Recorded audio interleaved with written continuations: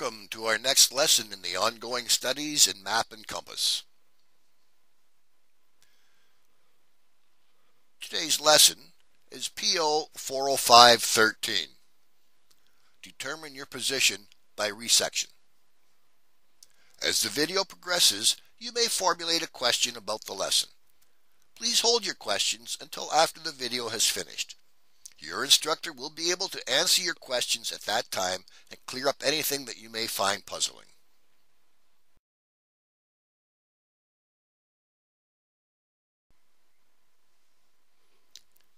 Hello, my name is Captain Schatz. I'm a CIC officer currently working with 2918 South Essex Scottish Royal Canadian Army Cadet Corps, Kingsville, Ontario. I'll be your guide in our journey through the world of Map and Compass. To begin, we must identify and locate three prominent objects. Be careful choosing these prominent objects. It is most important that these objects can be identified both by sight on the ground and are indicated on your topographical map. It is possible that some objects you can see will not be identified on your map, or objects identified on your map no longer exist. In today's lesson, the three prominent objects we will be using are an overpass, a communications tower, and a silo.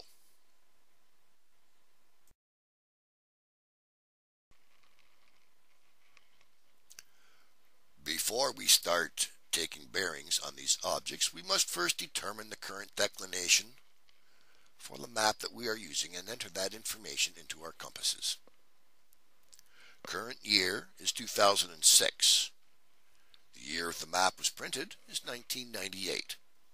Therefore, the age of the map is 8 years old. Declination at the time of printing is 5 degrees 34 minutes west.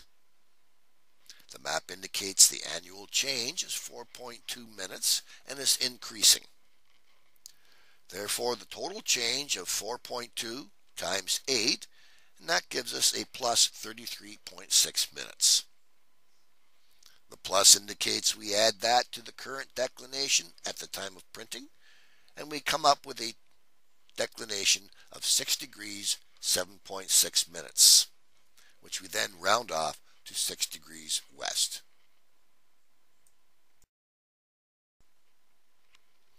Now that we've entered the 6 degrees west declination into our compasses, we're ready to start taking bearings on our three prominent objects.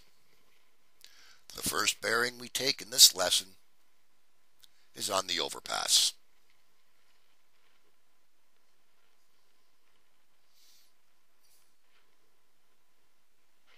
Once an accurate sighting on the target has been established, turn the compass dial with your thumb and forefinger until the red orienting arrow lies directly beneath the red magnetic needle. Now, place the compass on the map with the compass meridian lines parallel with the map's eastings, the orienting arrow pointing north towards the top of the map, and the side of the compass base touching the target. Be very careful when moving the compass from shooting the bearing to placing it on the map. The dial must not move. Draw a line backwards or towards the back bearing.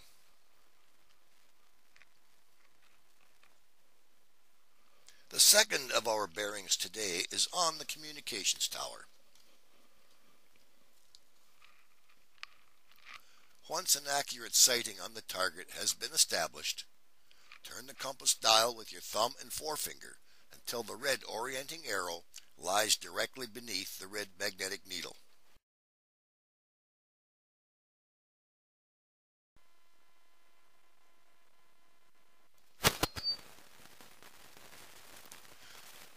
Place the compass on the map with the compass meridian lines parallel with the map's eastings, the orienting arrow pointing north towards the top of the map, and the side of the compass base touching the target. Be very careful when moving the compass from shooting the bearing to placing it on the map. The dial must not move. Draw a line backwards towards the back bearing. This second line will intersect with the first line indicating your position.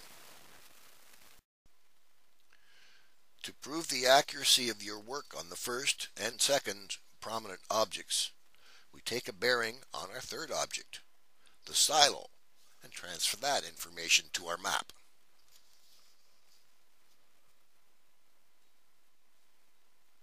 Once an accurate sighting on the target has been established, turn the compass dial with your thumb and forefinger until the red orienting arrow lies directly beneath the red magnetic needle.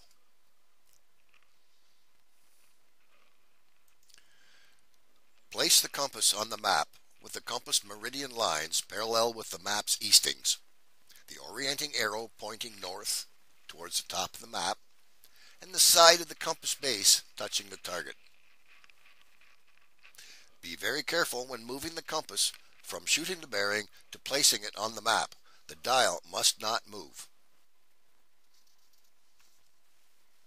Draw a line backwards from your target towards the back bearing. If you've taken your bearings accurately and carefully transferred this information to your map, this third line will intersect the first two lines where they intersect each other. Sometimes you may be off a little bit and the third line does not cross the other two lines where they join, but will cross them very close and will produce a small triangle. In this case, you can quite accurately determine that you are located within this small triangle, which will most likely be an error less than 100 meters. Remember how to determine a six-figure grid reference? Well, now's the time to put that knowledge to good use. Using the roamer found on the base of your compass, place the corner of the roamer on your line intersections and determine your exact location. This will be accurate to within 100 meters. In this particular example, the six-figure grid reference is 461772.